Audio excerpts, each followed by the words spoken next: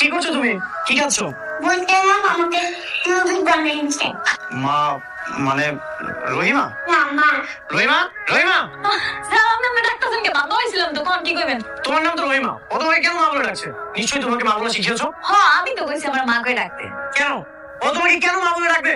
ছোট মানুষ সারাক্ষণ মার ছবি দেখে কান্নাকাটি করে, এই জন্য আমি কইছি এখন থেকে যাতে আমার মা কয়ে ডাকে। ভাইজান ডাকুক না মা কয়া, তাতে কি কোনো অসুবিধা আছে? স্টুপিড কোথাকার! ও যদি তোমাকে মা বলে ডাকে আর আমাকে বাবা বলে ডাকে, তাহলে এটার মানেটা তুমি বুঝতে পারছো? এত কিছু তো আর আমি ভাবি নাই। কি হয়েছে? বাবা, তোমার এই দূরসম্পর্কের আত্মীয় রহিমা বেগম কাজের কাজ তো কিছু করতে পারে না, সবসময় উল্টাপাল্টা কাজ করতেছে। না কি কাজের কাজ করতে পারিনি আমি? আপনি আমারে কোন? আমি কোনটা করতে পারি না? আমার কাজ হচ্ছে ফেয়ারে ঠিক মতো ঘুম পাড়ানো, খাওয়ানো, গোসল করানো, কোনটা পারি না কোন? কোন কাজটা ঠিক মতো করেছো বলো তো? ও তোমাকে চাউমিন বানাতে বলেছে, তুমি ওকে নুডলস বানিয়ে দিয়েছো, তারপরে আবার কি অবস্থা এটা? হ্যাঁ আমি সামনে পারি না, নুডলস বানাবো না। বানাইছে কি? কি মজা করে খাই।